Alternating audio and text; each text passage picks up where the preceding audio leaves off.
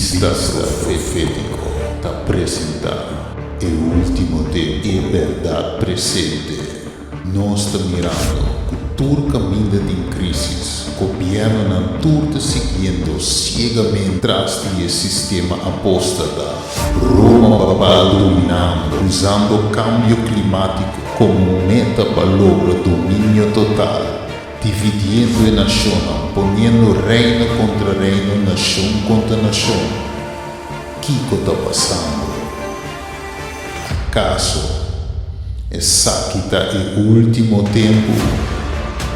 O que está passando?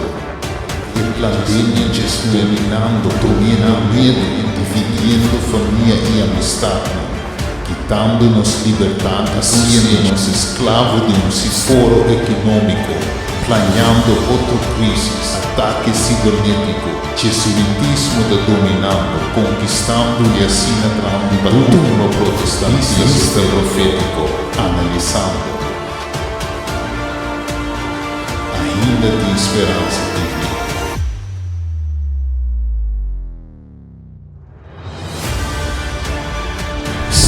Cristina, sempre Emmanuel, Neil Salty Smith,